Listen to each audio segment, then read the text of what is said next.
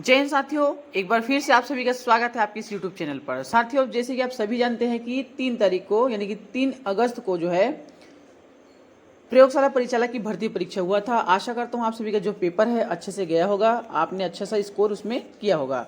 तो इस वीडियो में हम कट ऑफ के बारे में चर्चा करने वाले हैं कि उसमें जो है संभावित जो कट ऑफ है वो कितना जा सकता है। यदि आप इतने नंबर लेकर आते हैं तो अपने आप को आप सेफ जोन में मान सकते हैं, इस बार आपका सिलेक्शन पक्का हो जाएगा। तो चलिए वीडियो को स्टार्ट करते हैं बिना किसी देरी के। और हाँ, कमेंट में आप जरूर बताइएगा कि आपके कितने मार्क्स आए हैं। ठीक है दोस्तों, चलिए स्टार्ट करते हैं एसटी कैटेगरी से। यदि आप एसटी कैटेगरी से बिलोंग करते हैं, चाहे मेल हो या फीमेल कैंडिडेट हो आप, ठीक है, तो स्टार्ट करते हैं दोस्तों एसटी कैटेगरी से। तो यदि आप एसटी कैटेगरी से हैं, मेल या फीमेल, तो आपको बता दें, यदि आप 65 यानी कि 65 नंबर 65 से लेकर 70 के बीच, यदि 1-2 नंबर आगे पीछे हो सकता है, लेकिन अधिकतम मैक्सिमम चांसेस है कि इतना ही आएगा। ठीक है, यदि आप 65 से 70 के बीच लेकर आते हैं तो अपने आप को आप सेफ मान सकते हैं, क्योंकि इसका जो कट ऑफ है, आप देखना होगा आपने कि पेपर बहुत ही ज़्यादा सिंपल आया था।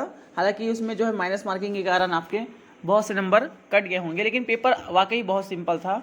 तो इस जो कट ऑफ है थोड़ा सा हाई रहेगा। तो एसटी की कैटेगरी जितने भी स्टूडेंट्स हैं वो 65 से 70 के बीच यदि आपके मार्क्स है तो आप अपने आप को सेफ मान सकते हैं। चलिए बढ़ते हैं अगले इसी श्रेणी में एससी कैटेगरी की ओर।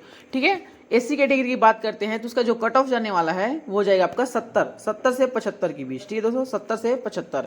यदि आपने 70 से 75 जो है मार्क्स लेकर आए हैं, ठीक है दोस्तों, 1-2 मैंने आपको पहले ही बता दिया है कि 1 नंबर या 2 नंबर आगे पीछे हो सकता है, लेकिन मैक्सिमम जो चांसेस है वो इसी नंबर के हैं। ठीक है, तो आपका जो 70 से 75 के बीच अपने मार्क्स लेकर आए हैं तो अपने आप को सेफ जोन में आप मान सकते हैं, आपके इस बार सिलेक्शन पक्का हो जाएगा। ठीक है दोस्तों, तो आप किसी भी कैटेगरी से हो, अंत में कमेंट में जरूर बताइएगा कि आपने कितने मार्क्स लाए हैं। ठीक है दोस्तों, कितने मार्क्स आपने यदि मॉडल आंसर से मिलान किया होगा या गूगल से मिलान किया होगा कहीं से भी, तो आप बता सकते हैं यदि आपने सही किया है तो। ओबीसी कैटेगरी की बात करते हैं, सबसे ज़्यादा कंपटीशन की बात करते हैं तो ओबीसी जो कैटेगरी है इसमें रहता है। ठीक है दोस्तों, बहुत बड़ी चुनौती होती है कि ओबीसी कैटेगरी में जो है सिलेक्शन करना। तो चलिए इस पर चर्चा कर लेते हैं। यदि आप ओबीसी कैंडिडेट हैं तो आप 80 से 85 के बीच, यदि 80 से 85 के बीच आपका मार्क्स है, 80 से 85, यदि प्लस है तो अच्छी बात है, बहुत बहुत शुभकामनाएं। लेकिन यदि न्यूनतम की बात करें 80 से 85 यानी 80 से नीचे है तो इस बार संभावना आपकी बहुत ही कम है। ठीक है दोस्तों, जितने भी कैंडिडेट्स हैं 80 से 85 यदि आपके मार्क्स हैं तो अपने आप को आप सेफ जोन में मान सकते हैं।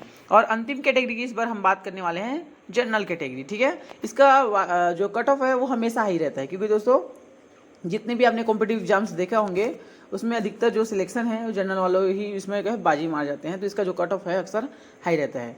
तो यदि जनरल कैटेगरी से यदि आप बिलोंग करते हैं तो आपका जो है कट ऑफ बहुत ही ज़्यादा हाई जाने वाला है। आप 85 से लेकर 90, ठीक है दोस्तों, ये संभावित कट ऑफ है। ठीक है, 85 से लेकर 90 के बीच आपका जो है कट ऑफ जाने वाला है।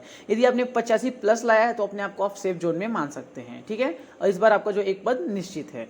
तो इस प्रकार से दोस्तों हमने जितनी भी कैटेगरी है एसटी, एससी, ओबीसी और जनरल वो हमने आपको बता दिए हैं। तो आई होप आपका जो पेपर अच्छे से गया होगा और आपने जो है बहुत ही अच्छे मार्क्स इसमें अचीव किए होंगे। हालांकि तो अभी रिजल्ट नहीं आया है, लेकिन आप जो है हमारे द्वारा मॉडल आंसर जो जारी कर दिया गया था, यूट्यूब में अपलोड कर दिया गया था, आई होप आपने मिलाया होगा।